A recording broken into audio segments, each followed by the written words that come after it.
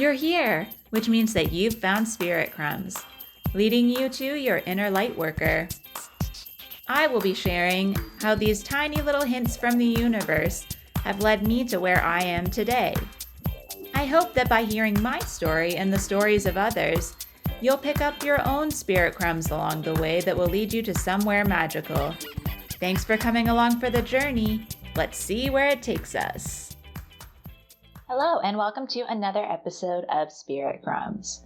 I am your host, 𝗬𝗓, and I am an artist and a healer. So today we have made it. We have made it to the final week of the Artist's Way series, week 12, Recovering a Sense of Faith.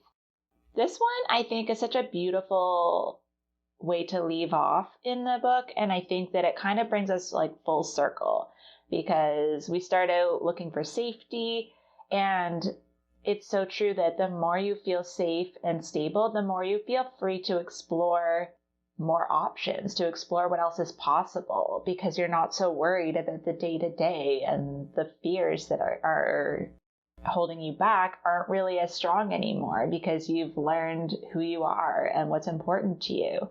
And you've learned how to take a few risks and how to make time for yourself. And you've learned that when you set a boundary, it doesn't mean that everyone in the world is going to suddenly hate you. And I think what I've been learning in the last week or so is that for me, boundaries, yes, have been coming up around other people. I'm recording this on the full moon in Gemini. And for me, the Gemini energy is usually in full or new moon form around boundaries and communicating them for me, because my Chiron is also in Gemini. And I think that in terms of this, recovering a sense of faith, it kind of makes us go past those boundaries a little bit and to not rely on them quite so much. In the first section, we're talking about trusting. And this is something that I have been working on quite a bit. And like I said, I've been working on boundaries, but self-boundaries more than anything. And I think because I know that I do have this inner sense of faith and trust, and I know that things are going to work out, sometimes I forget to leave space for the dreaming because I just get so wrapped up in the other things I'm doing, which in one way is good because I'm not holding on to fears, and that's not really what's taking up my energy. But as we discovered in previous episodes, work is where I put a lot of my energy. And I think as much as I can be wholeheartedly trusting, I forget that I need to leave that space for the magic to happen and need to like surrender once in a while and not fill all of my time. One of the things that came up for me in the last couple of weeks was that I was listening back to one of Danielle Squamish Medium's lives from her IGTV, and it was from December 16th last year. I'm recording this on the 18th this year. And she was asking whoever was watching, like what we were trying to manifest in our lives. And she used I had typed in a comment and said that I was manifesting time freedom. And she said, okay, but like, what does that look like to you? And I don't think I really thought about that part of it. I just had this vision that all of my time would be my own and I would do what I wanted with it. And I would have all this time for like meditation and writing and dreaming and making art. And I don't really spend a lot of time on any of those things because what happened was I wasn't specific. And I filled the time up kind of with work again. I still have more time than I did before the pandemic when I had other jobs and I had a schedule for sure. But I feel like I am someone who needs to have firm boundaries on when I'm going to do the work. Because if I just say I'm going to always work, then I end up doing it, but also not really focused because I'm trying to do all of the other things I know I need to do in between. And so this idea of trusting really resonates with me right now because even though we can have this sense of trust, we also still need to have some structure around it. Like we need to have time to let these things work themselves out and not try to force and control. And the reason I'm bringing up this particular aspect is because the first quote in the book says, creativity requires faith, faith requires that we relinquish control. And I think control is what this comes back to a lot of the time, right? We don't trust because we have no precedent for that. Like, we haven't allowed ourselves to do it in the past. And in the past, when things have worked out, we think it's because we had control. And so we resist any trusting and leaving that space because it's a form of self-sabotage to maintain the illusion of control, right? Because we think we have control, but we don't. And I think that it's a good practice that I did today, because I haven't done it in a while, to sit and look at all the times things just really worked out well for you and looking at what you were doing at that time. And for the most part, for me, when I had, a vision of what my next chapter would be or a new idea, it was when I was just leaving space, when I was just asking for what I wanted or asking for something to show up, and just leaving that space there and not trying to figure it out myself. And I think I talk about this all the time, and I'm very familiar with this, but even I get wrapped up in this control. When we want something really badly, sometimes we just try to make it manifest ourselves, but we forget, we're humans. We don't actually have control of the universe as much as we would like to think that we do. And when I look back at when I went back to school originally, I just wrote in my journal and wrote, I am going to quit my job. I had no idea what the time frame was, really didn't have an expectation. I didn't hate my job at the time or anything. And it was there's no rush. But within a month, I was I'm going back to school. And I received that from being pulled over to a direction on my dresser and looking and seeing a book that inspired me. And when I got the idea for my podcast editing, which is most of my business right now, I was in the shower and just said, if I didn't work for this job anymore, what would I do to make money? And I came up with the solution in the shower, within 5 minutes, because I didn't really have an idea and I was open to it because, again, didn't hate my job. It was familiar to me. It was something I was comfortable with. I liked the people I worked with. It was fine. And that was, every time I look at that evidence, it reminds me it's okay to leave space and to just trust that something will show up. And I have no reason to believe that it won't when I start looking at the evidence, because most of the time when things didn't work out or when things went poorly or when I was disappointed was when I forced something to happen and I knew it wasn't the right thing, right? I just needed to fill the space. So keeping that in mind, the next quote is, each of us has an inner dream that we can unfold if we will just have the courage to admit what it is and the faith to trust our own admission. This part is another thing, because for me, it is something that comes kind of naturally, where I'll have a vision of what it is I want to do next. But like I said, even that sometimes is unclear. Even right now, I know that I want to do more work with my art and my healing next year. And so I'm kind of putting that out there, saying that's where I want to that's what I want time for. And that's what I haven't allowed and haven't left the time for now.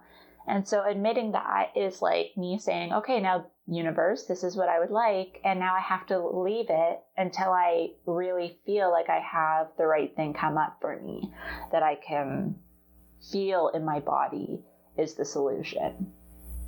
And there's this thing that our society makes us think that we should be she uses the phrase dutiful and then die. But actually, she says we are meant to be bountiful and live. And even that, I think that is a quote that she took from somewhere. I can't remember where, but it's true. We are so conditioned to think that we have to do a certain amount of work and we have to push through all of this other stuff in order to be deserving of a life that feels spacious to us. And that's what prevents us from even admitting to other people what it is we want to do. And I think one of the most powerful things for me is when I just say the thing, and it takes me a while, but what happens is I'll say it out loud. I'll say, this is what I want to do. I'll say it 2 or 3 times. And by the 3rd or 4th time, I am just I can't stand listening to myself talk about this. I think I've mentioned this on other episodes. And then I'll just be how am I going to do this? And I put it into spirit and something shows up. And I think if all of us, like, I want to challenge you now that we've gotten through these 12 weeks. I like feel very emotional right now because it's like 12 weeks is a long time to even dedicate to something, right? So 12 weeks, 3 months, however you want to put it. If you've been listening and following along, even if it's not like the whole time, or even if you're binging this all at once, the fact that you've committed to even listening to this series, like, there's part of you that has something that needs to be put out there, right? And it's like, I do feel this, like, I feel this overwhelming, like, emotion right now, because I feel like there's some of you that haven't even said it out loud to anyone yet. You are curious and you're listening and you're devouring content like this and you're feeling inspired. But for me, the most courageous thing is saying it out loud to someone. And I'm gonna cry.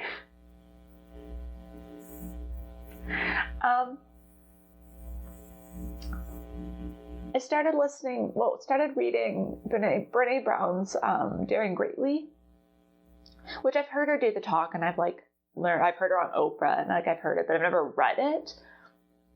And I've only read like the first chapter maybe, but she's obviously, like, she started out researching shame, right? And like all the ways that our society is set up to make us feel that being vulnerable is bad and that it's a risk we shouldn't take.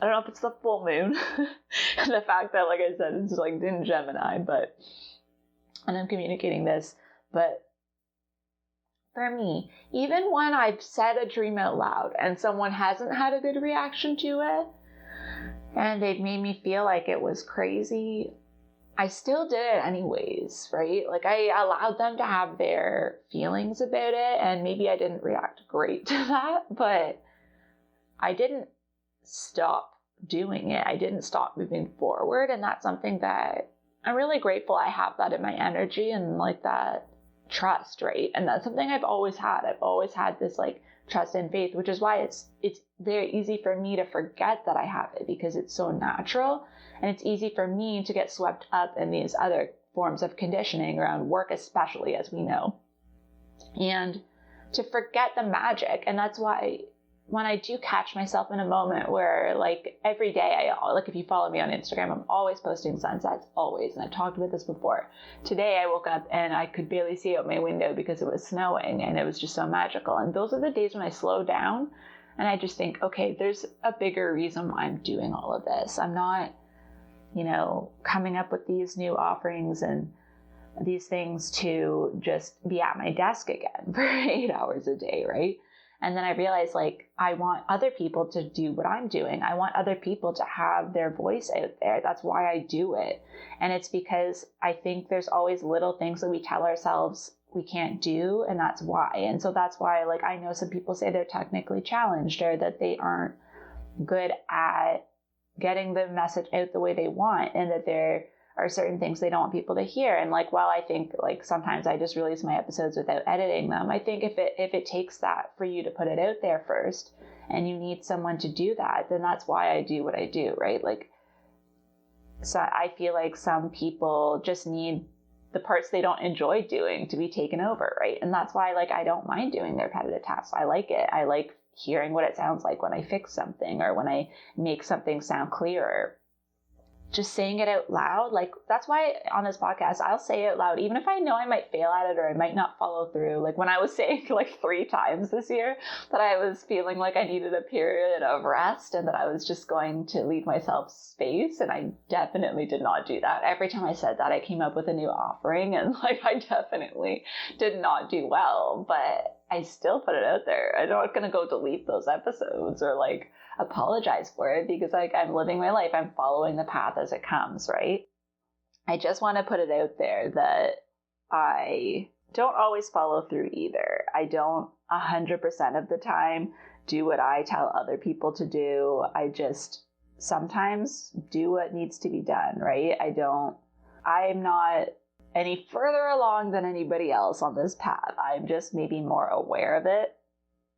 So I don't want to ever have you feel like I'm somehow like miraculously good at these things. I haven't done a proper artist date in like 3 weeks, right? I stopped telling you about them. So I stopped doing them. And that's where like that's it. But for me, that is a good thing, because then it makes me think, okay, that's an area I need to work on. So I'm going to work on it. And now that's my new goal, is to make more space. Like I said I wanted time freedom, but like, what am I doing with it? I'm adding more work in. I'm getting into old patterns. I'm not holding boundaries with myself, right? And that kind of leads me into the next quote, which says, "It is the inner commitment to be true to ourselves and follow our dreams that triggers the support of the universe." And that's like kind of what I was talking about. Like, when you actually commit and you're like, okay, and you say it out loud and you're like, okay, this is what I'm going to do, then you do start to have those spirit crumbs line up to help get you in that direction. And one of the things she talks about is how the universe mirrors our internal beliefs. And so I've talked about this before in terms of like manifestation, but like, if you don't believe that you can have something, or you don't really feel like you want it, and maybe you're just saying it out loud because it sounds like something that you would want, then you're not going to actually manifest that. It's not going to work out the way you plan, because there's part of you that's secretly not wanting it, right? And like, I've had experiences even in terms of like abundance this year where I've said I want abundance, but then at the same time, I'm like, but only this much, and like trying to control it. And then it's like, no, like that's not, you can't say you want abundance and then try to like choose how much, right? And like how it's going to come.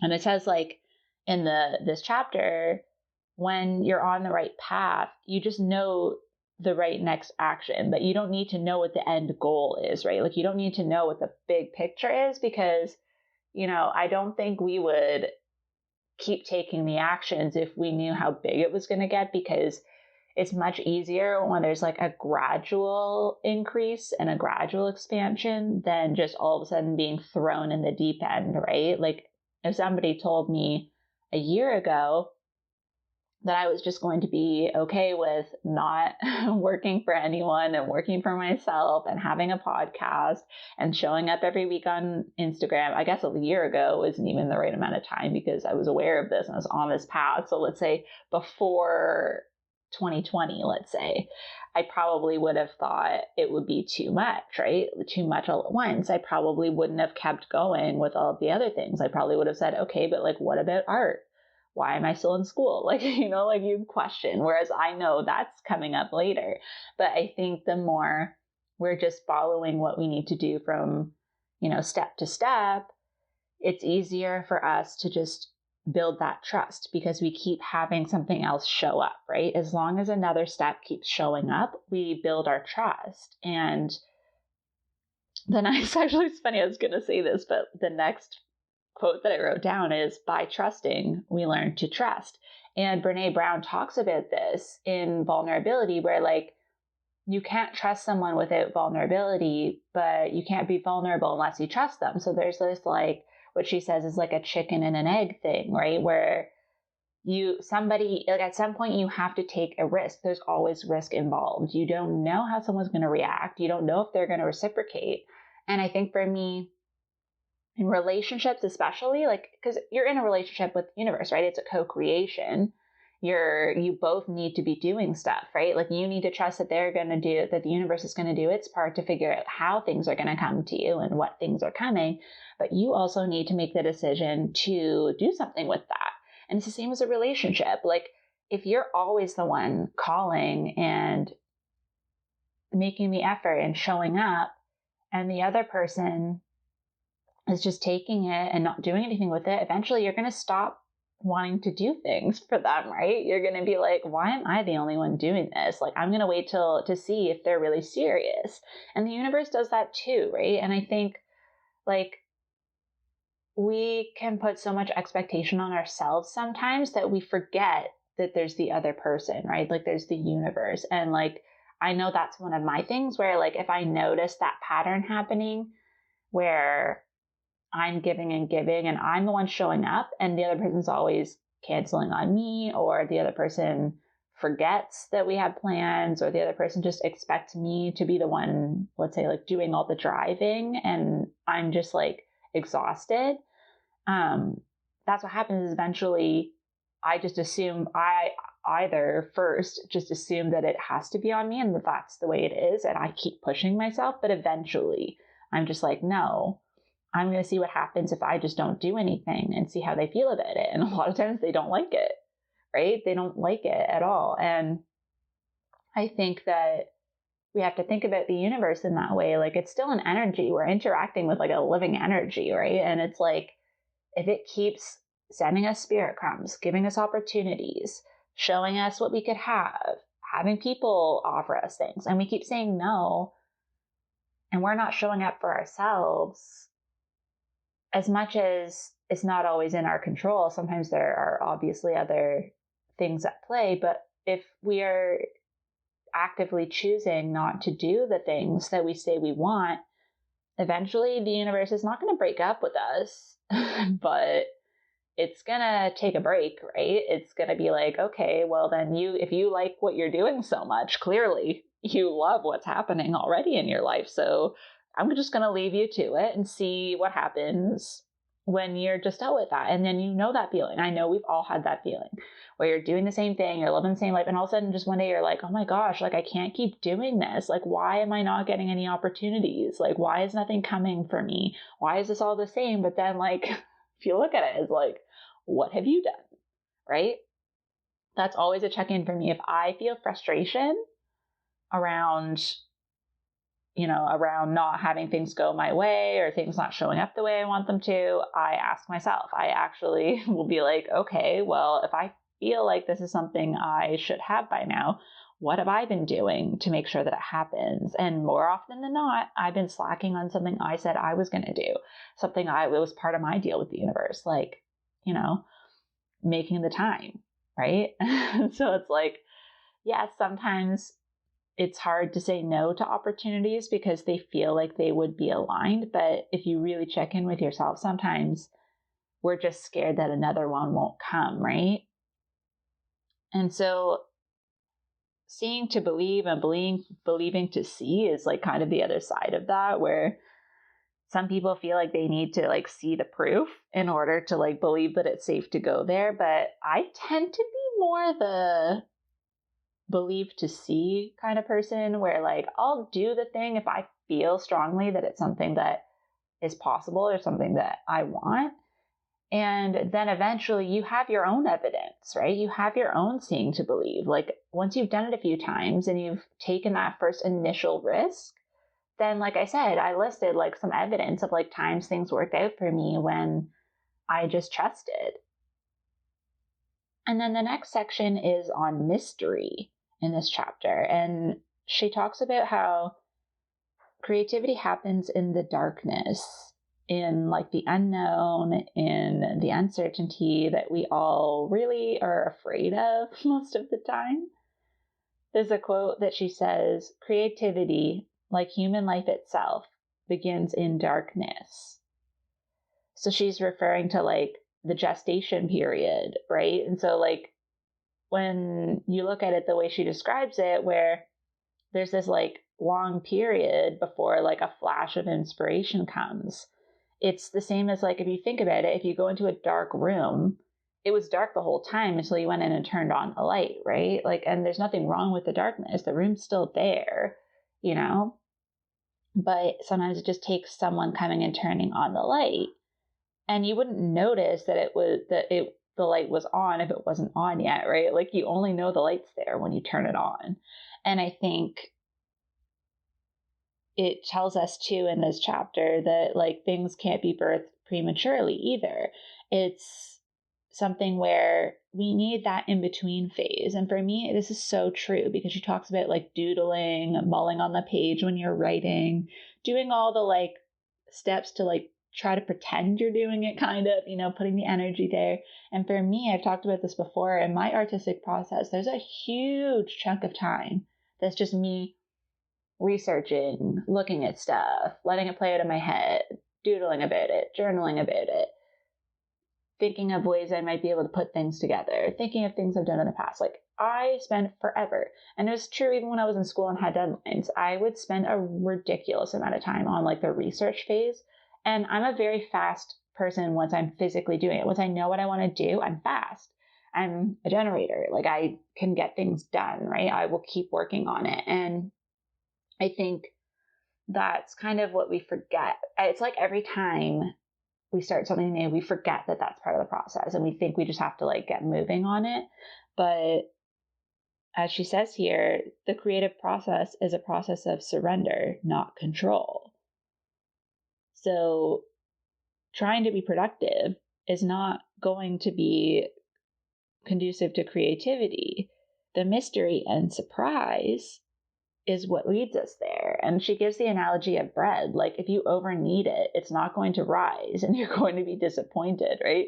Like sometimes you only need to put so much effort in and then just allow it to happen. And that's what happens for me. I like know what I want to look at. I know what I want to read. I know what I want to do. And then for a while, like that's what I'm in that stage right now in terms of creativity. I'm in one of these dark periods where I'm not doing anything artistic right now, but I'm not worried about it because this always happens. And now I've gotten to the point where I know that's part of the process. It's almost the mystery is the exciting part because I don't know what I'm going to do next. I have no idea what my next project is going to be. I could start with a whole new material. I've done that a lot of times. Like that's how I ended up mixing concrete in my living room because I was just like, wouldn't it be cool if I just wanted to do this? Like if I just used concrete, and I just did. I didn't even think about it. So that leads us into the next section, which is the imagination at play, which again is very similar to this. But she says that like too much we focus on what she says art with a capital A, like fine art, but she relates that to ambition. She says, we are an ambitious society, and it is often difficult for us to cultivate forms of creativity that do not directly serve us and our career goals. Recovery urges our re-examining definitions of creativity and expanding them to include what in the past we called hobbies. The experience of creative living argues that hobbies are in fact essential to the joyful life.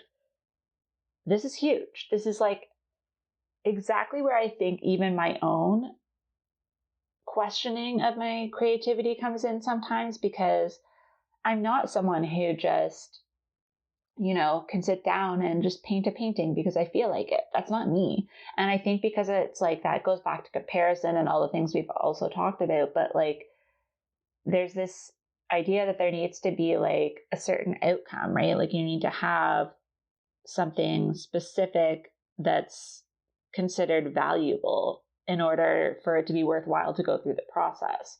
And next week, actually, I have an episode coming out with Sarah from Spiritually Inspired, and we had a whole conversation about this. So I'm not going to go into too much detail because we talked about this at length. Most of our conversation, which was about the book and about creativity and spirituality, but most of our conversation was about this, how it's so inspiring when someone has a hobby that they just do because they love it, because it drives their creativity, it lights them up, it makes them feel joy. And that's something that I know I need to incorporate more, because I also try to fit into all of the different categories of like what people do. But sometimes for me, it's just doing things that are not traditionally fun, but I find fun.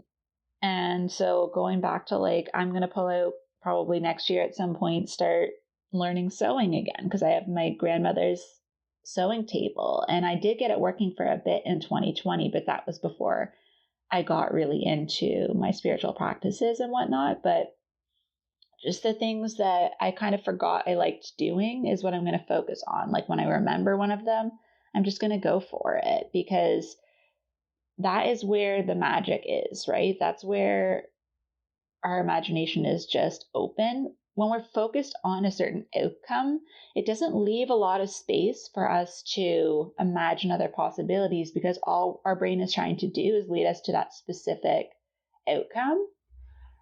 And I think that goes back to what I was talking about of even like time freedom. Like if I am so focused on just doing work, then naturally I'm going to fill my time with doing more work. But if I only take on projects that inspire me and leave time for these other things like my healing work, because I know there's a modality that I'm creating that is just taking longer because I'm not leaving the space. I know that I want to spend more time in different forms of meditation. I know that I want to do more art. And so I also know that that's going to be part of my income in some way. It's not reliant on that. I'm not depending on it because now I have a stable income elsewhere. And I feel like this is that magic I was talking about where like when you have that stability, the other stuff can just be fun, right? Even if you do end up making an income off of it, if you first start out by leaving it in a fun space, in this play space, then there's not pressure on it. There's no outcome that you're relying on for anything. There's nothing reliant on it. And that actually inherently adds to the fun. And as she says, the more we do this, the more we're freer from our ego and we're closer to like spiritual source, right? So play is really important. She talks about how like the morning pages and artist dates will give us more hints into what we might be wanting to try as a hobby. And, you know, things that this time of year tend to come up for me are like cooking, wrapping presents, home decor, because we spend more time inside, right? And so like for me, I'm going to try and like harness more of that energy when there's something that I'm going to do anyways, or something that comes up or comes to mind. I'm going to actually try to slow down and spend time in the process instead of just being like, okay, I need to get all these wrapped, or like, okay, I need to make dinner really quick. I'm going to try to allow a little bit more time around those activities. And then she talks about how when we're like slowly shifting into this new version of ourselves, she says it can feel like, and this is a quote, you're either losing your mind or gaining your soul. Life is meant to be an artist date. That's why we were created. It brings us back to that like faith, right? That spiritual part of it where we were meant to be here to explore ourselves. And most of us, I would say, don't feel like our identity has anything to do with the things we feel like we have to do, right? That's, yes, we have to do those things. But if we focus all our attention on things we have to do, we aren't looking at ourselves, right? We're just checking boxes. And the more I have done that in my life to slow down and say, okay, I need to have time to just think about what I like, that's when I've made huge shifts in my life. And I've completely overhauled my life in those times. And yeah, it is a little bit scary sometimes. And some changes are more gradual than others. But you really do have to look at who you are at the core, not who you are in your roles with other people. The next section is escape velocity. And she said there's the theory of like romance, which I believe she quotes in the book. It's one of her friends or someone she knows. And she says like when you're going to leave someone, they know, right? They sense that you're getting close to it. And she says it's like the same as like a rocket that's about to launch. Like there's just this like energy when you're about to make a big shift. And so she said ourselves or people around us, like we'll reach for a wet blanket, right? One of those people that's going to tell us it's not a good idea or who's going to squash it, because it's this like panic moment we get right before we're about to do the big thing where we're going to get sucked back into our patterns. And so, for example, she said like telling your excitement to a skeptical friend is a bad idea if you're right about to launch and you're ready and you're in that energy. The last thing you want to do is stop yourself, go to someone else and leave a chance that you're going to get taken off your path again, right? Because none of us do this one time and it's just straight shooting, right? It's like we always have these like twists and turns when we allow opinions in, or when we allow ourselves to give up what we want for someone else, or when we listen to some well-meaning advice that somebody tells you it's not a great time to do this. And again, it doesn't have to be a huge shift, but just making that little bit of time. Like if somebody won't give you an hour a week to do something that you love, then that needs to be reevaluated, right? And you need to ask yourself why you're allowing that to happen. She says the first rule of magic is self-containment. And this is kind of like what I feel. If I go quiet for a while, actually I'll read the rest of the quote because I feel like this is good. She says the first rule of magic is self-containment. You must hold your intention within yourself, stoking it with power. Only then will you be able to manifest what you desire. And that's like exactly how I feel about things now. I used to try to go to other people and tell them, like when I was like really thinking like, this is amazing, I should totally do this. I would go and tell someone, and often their questions would be enough for me to be like, oh, you're right, like I didn't think this through. But sometimes, like, to be honest, sometimes you don't need to think it through, because that's giving your ego a chance to talk you out of it, right? We've talked about this before, like your inner critic. And when you're putting your power in someone else's opinion, you're not allowing yourself to find out what's possible. And how she says to like choose fluffy heated towels over wet blankets. If you are going to share with someone, make sure it's someone that supports you, that's already on board. Because if you don't know if they're on board and you are on board, you're literally on the rocket, you're like about to take off and you're happy about it, ask yourself why you need someone else to be happy for you in that moment, right? Like, I have to admit, like most of the time when I make big choices, I do the thing and I'll hear what people are saying, but I'm not really absorbing it. It's not until afterwards when I'm looking back and I'm like, wow, that person really didn't want me to do this. Or like, that person really didn't believe in me. Or like, those questions were kind of, coming out of a place of fear. And I've gotten to a point where like now I'll do the thing and then be like, oh, I guess that was kind of wild. I guess that's something people don't just do. But the more I've done that, the more things have worked out for me, honestly and truly. Like, that's just what I've learned. And that's why spirit crumbs is like such a really tangible term for me, because the more I follow it, the more shows up. And that is where that trust has been built for me. I don't think I've ever taken a chance on something that felt 100% like very good to me and it turned out badly. Like, yes, there's things that I've done where I was like, I wanted to do them, and they didn't necessarily work out long term. But what I gained from those things was enough for it to be worth it. And I think about even when I was young and I didn't even want to learn how to drive. I was kind of like, no. I mean, I did for a long time. All I saw myself doing was driving. And then all it took was for someone to ask, like, well, why do you need to do it now? Why is there an urgency? And then I was like, yeah, you're right. I don't need to.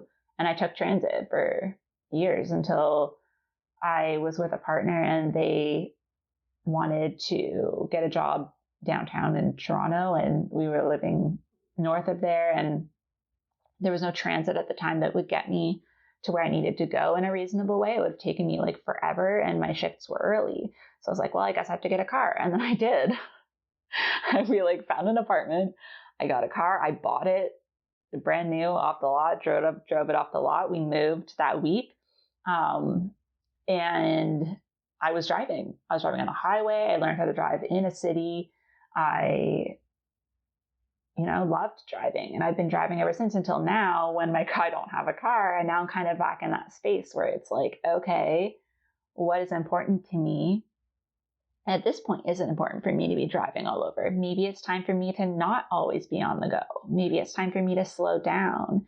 And now I've learned to just trust. Like, it's still difficult. I still cried for days, like when my car was being taken away, but it was allowing me to move that emotion through me and trust, right? Now I'm like, okay, well, it's kind of fun. I do more walking. I have to be more intentional with my time. If I'm going to go out, I try to do more than one thing at a time. And it's kind of nice to feel like I accomplished things. But when I come back and, it's something you have to choose over and over again. The last quote I wrote down here that I just thought is so funny, because I did this a few days ago and I've been talking about this so much, but it says, set your goals and set your boundaries. And I literally forgot I wrote this down because I purposely tried this week to do this earlier in the week, because what I've been doing is doing it like right when I'm about to record or the day before. And I was like, no, I'm going to do this early. I'm going to just read it, absorb it, take my notes, and then come back to it. And look at what happened. I'm learning the messages I wrote down. And yeah, so that's my thing for the next coming year. And that's what my biggest takeaway from reading this book again is the commitment to yourself, the commitment to what the possibilities are for you, and learning that all of the other things, the fears, the other people's opinions, the judgments, the what ifs, the failures, none of that fucking matters.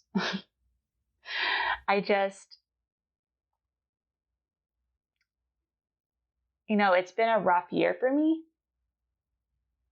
but it's been a great year for me because I stopped caring what other people thought. Like, obviously I genuinely care about people, and there are people that I value their opinion. Okay. I'm never saying that like you never have to listen to another person again, but what I realized is I don't have to check in with other people before I make a decision for myself. When it impacts other people, yes, of course, but on a day-to-day basis in my life, you start to realize like the things you think impact other people or you think you need to check in with other people for, there's very few things that actually genuinely need someone else's opinion. And specifically with like, for me, how I spend my time, I don't like having to tell someone how I spend my time. I'll tell someone how much time I spent on something, if it's in terms of like a project or something, if I'm like estimating my time I'm spending on it or something, but I don't have to like report what time I worked on it and like how many hours each day, right? And I think that like, I think we spend too much time doing that, justifying everything, right? Justifying like why, like I even was doing this until recently where it's like I would spend money on something I fucking needed and feel like if I mentioned it to someone, I'd have to justify why I deserved to spend that money on myself. And, I deserve it. I've worked really fucking hard. I've gone through a lot. I've learned so many lessons. And now that the abundance is coming, this is what I have to deal with now, is that like, I don't have to justify anymore. Yes, I made mistakes in the past. We all do. But the people that make you feel like you haven't learned the lessons or don't consider that you have, those are people who probably haven't learned their own lessons, right? It's not about me. It's not about me at all, because like I trust me. And I know the universe trusts me, or I wouldn't have things coming to me that I do right now, right? Like the universe knows that I'm going to do something great with what it's sending me now. I really didn't expect this today. I just get really emotional thinking about this stuff, because I think of how many people I talk to that say they wish they could do even what I was doing. And I'm not like, to me, it doesn't feel like a lot because I do things so gradually. Like it seems big because I don't always share it along the way. And yeah, I do sometimes make gigantic leaps. Like let's not pretend I don't.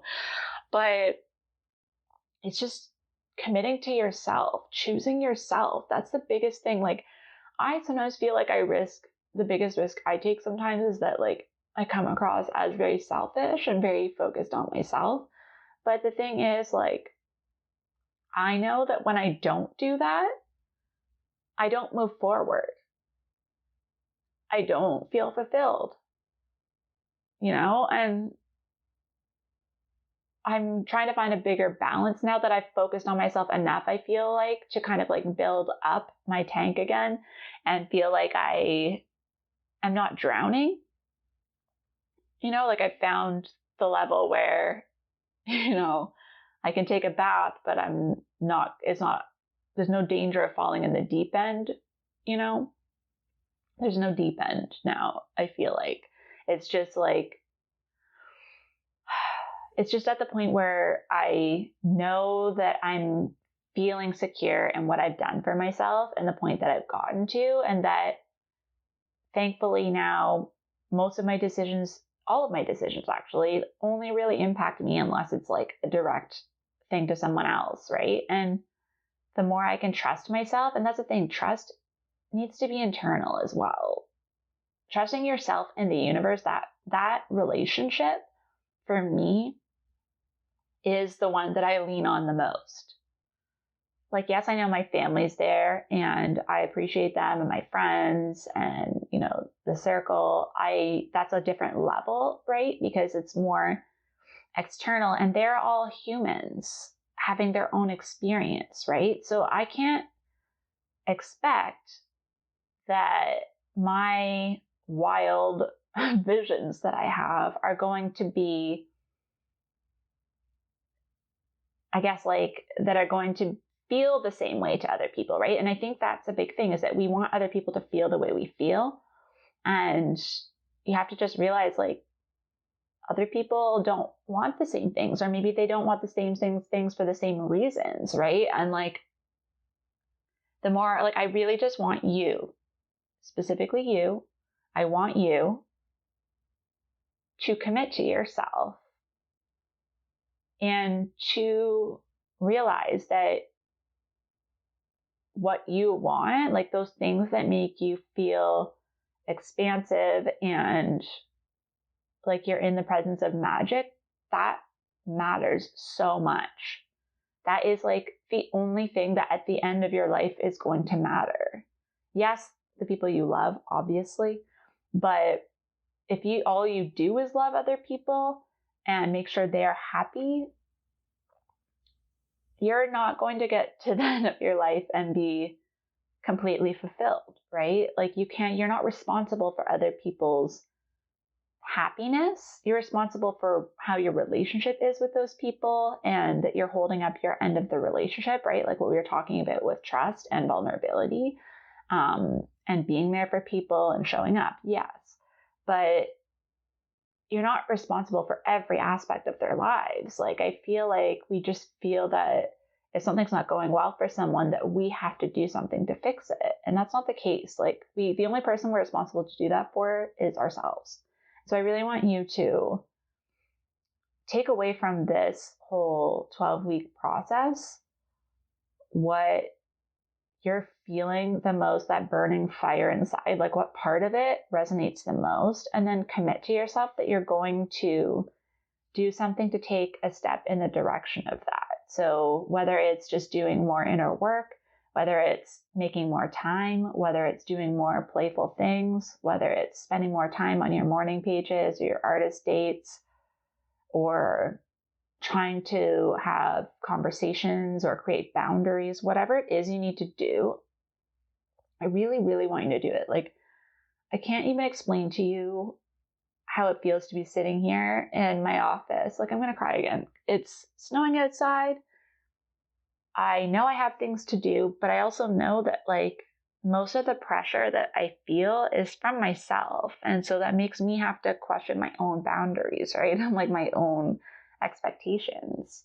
And it feels so nice to know that I can just sit here and enjoy a coffee and there's no one questioning what I'm doing. Yes, I live alone and I realize most people do not.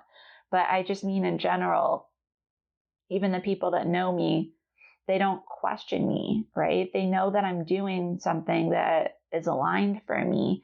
And what I would like to hope is that it's inspiring them to want to do those things for themselves as well. I feel like, if anything, I want people to walk away from and listening to these episodes or having conversations with me about what my goals are and what I've been through. And I want them to be like catalyzed into doing that transformation for themselves. That's where my placement is for my career, is in Scorpio, which is helping people go through transformations. And in the new year, that's what I'm going to be focusing on a lot, is healing and shadow work and those kinds of, I guess I'm thinking like healing circles or a membership of some sort. I'm not sure I'm letting it unfold, but I just really want you to know that I do want you to do amazing things. I really, really do. I do have a link in my bio on both of my Instagram accounts for a newsletter, so you can sign up to be on the wait list. I'm going to be releasing probably in January a list of either when I'm going to be releasing new offerings or when I have my calendar filled up again. So if you want to be on the list for one or both, you can sign up there. And the other thing I wanted to mention again is that I am going to do some sort of an anniversary episode at the end of January. So I would love for you to comment or share or DM me what your favorite episode is or what takeaway you enjoyed the most from an episode. And feel free to let me know what you would like to hear me revisit. I will probably do a compilation of some sort of clips, but I also plan to do some sort of a reflection myself as well. So thank you so much for coming along this journey with me for The Artist's Way and just with the podcast in general. And I look forward for you to hear the episode next week with Sarah, where we talk about creativity on a more personal level. And I think you'll find her very inspiring. Thank you so much for joining me on another episode of Spirit Crumbs. You can find me on Instagram for this podcast at Spirit Crumbs, or you can also find me at Concrete and Crystals for my own spiritual offerings and more tidbits about my own journey. Thank you for listening, and we'll see you in the next episode.